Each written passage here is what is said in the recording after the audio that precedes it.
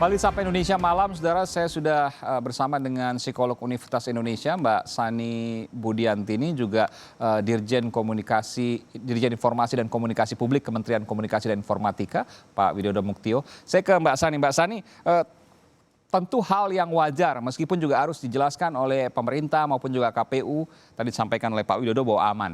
Tapi bahwa ada perasaan kurang nyaman misalnya, baik calon, apalagi pemilih, tentu ini menjadi satu hal yang wajar. Bagaimana kemudian Mbak Sani bisa menjelaskan soal ini? Psikologi publik di tengah pilkada. Ya, pertama, selamat malam pemirsa dan rekan di studio. Ya. Pandangan yang saya ungkapkan di sini berupa pandangan independen yang terkait dengan psikologi dan tidak mewakili institusi. Ya. Pertama-tama saya akan mengatakan bahwa di era pandemik ini, di mana memang situasi masih tidak menentu, masih meresahkan, tentunya masyarakat sangat wajar apabila memiliki kecemasan atau kekhawatiran ketika mereka berada di publik, ya, karena tentunya merupakan satu manusiawi sekali ketika orang takut terkena COVID begitu. Nah, namun demikian, hal ini bisa diatasi dengan menenangkan atau mereda kepanikan atau kecemasan. Salah satunya adalah bagaimana sosialisasi yang tepat, yang menjamah semua lini masyarakat untuk masing-masing akhirnya menularkan kabar baik begitu. Misalnya jadi seperti apa, Mbak? Kita bicara real, kita bicara nyata. Misalnya seperti apa? Ya, misalnya tadi bagaimana simulasi di lapangan mengenai pelaksanaan seperti apa, bagaimana keamanan, apakah ada hand sanitizer, apakah ada alat cek suhu, pengawasannya seperti apa. Ini harus benar-benar bisa diketahui oleh masyarakat untuk menekan tingkat kecemasan dan kekhawatiran masyarakat. Sehingga sebelum datang masyarakat sudah bisa membayangkan, oh ini nanti suasananya seperti ini, aman kok gitu. Betul sekali. Dan terutama kalau masyarakat sudah paham dan bisa membayangkan, ini juga bisa meredam oknum-oknum yang ingin black campaign gitu, yang ingin menghambat pilkada damai dan aman. Ya, karena masyarakat sudah memiliki pemikiran sendiri, pola pikir sendiri yang tidak bisa digoyang begitu saja. Misalnya apa, Mbak? Bisa dijelaskan? Orang ingin menggoyang pilkada aman di tengah pandemi. Ya. Kita bukan.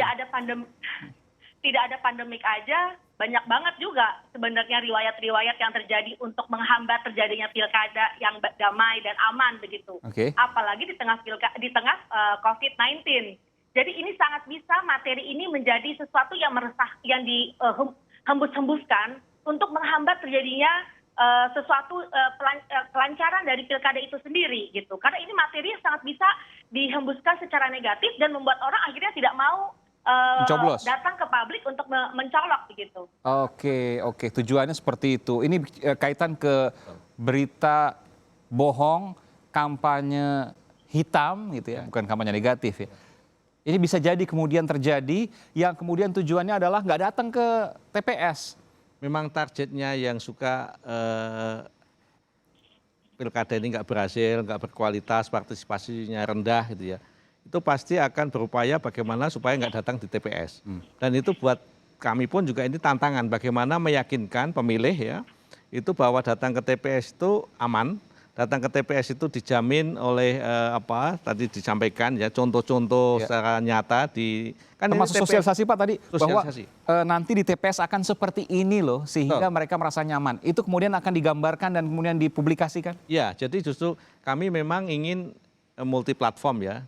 Dan bahkan di outdoor juga kita pajang di beberapa kota supaya di tempat-tempat kereta api, pesawat dan seterusnya juga kita pasang supaya masyarakat aware betul bahwa datang ke TPS itu, tempat pemilihan itu justru betul-betul digaransi oleh KPU dan juga keamanannya diawasi juga oleh Bawaslu, dan kami dari sisi komunikasi publik juga ingin menyampaikan tidak masalah karena apa? Karena ada protokol kesehatan dan di BNPB misalkan yang mengawasi protokol kesehatan itu juga membantu. Jadi ini bersama-sama. Ini bersama-sama semua lini akan meyakinkan publik karena targetnya cukup tinggi sama dengan tahun lalu. Padahal kan dalam situasi seperti ini untuk mengajak datang ke TPS. Dan ini begini, Mas Aiman, yang saya kira ini penting, calon-calon harus memberikan contoh di awal-awal. Misalkan nanti calon mendaftar ke KPU. Biasanya rame-rame. Ya, betul-betul ini menjadi tantangan para calon untuk jangan kemudian menunjukkan show of force. Gitu ya. Sebab justru disitulah nanti akan membawa dampak pada, wah kok kerumunan, padahal beliau sudah tahu, mereka sudah tahu bahwa dan akan dinilai oleh publik. Akan dinilai oleh publik, dan itu akan mengganggu image-nya calon. Jadi calon yang elegan di era COVID ini betul-betul ditantang untuk tampil dari sisi pendaftaran, dari sisi kampanye, dari sisi datang ke satu tempat dan seterusnya. Baik. Terakhir Mbak Sani Budiantini, apa yang bisa Anda sampaikan terkait dengan pelaksanaan pilkada di tengah pandemi? Ya, kalau saya, yang terpenting adalah sosialisasi jangan dadakan. Karena informasi yang dadakan tidak bisa direkam dengan baik, begitu. Jadi kalau bisa, sosialisasi yang matang, yang mantap, itu jauh-jauh hari. Berapa bulan sebelumnya yang pas? Kalau Desember misalnya kita bicara, maka terakhir paling tidak bulan apa harus kemudian dilakukan sosialisasi itu? Soal pencoblosan TPS misalnya? Iya, sebenarnya sounding itu bisa 3 bulan sebelum hari H sebenarnya. Karena proses manusia untuk menyerap informasi, merekam dan menyimpan itu bisa 3 bulan untuk kondisi dengan mental yang baik begitu.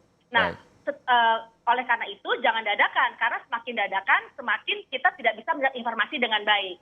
Kemudian juga yang saya di sini anjurkan adalah kesiapan mental.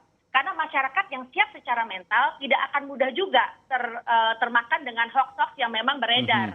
Nah, kesiapan mental inilah juga harus dibentuk dari pemikiran yang sehat, jiwa yang kuat gitu kan. Bagaimana kita bisa menjalankan salah satu pesta rakyat dengan sangat sehat demi kepentingan bangsa dan negara. Dan juga edukasi. Baik. Ya, betul. Terima kasih Mbak Sani Budiantini, psikolog Universitas Indonesia, dan juga Pak Widodo Muktio, Dirjen Informasi dan Komunikasi Publik Kementerian Komunikasi dan Informatika Republik Indonesia. Terima kasih Pak.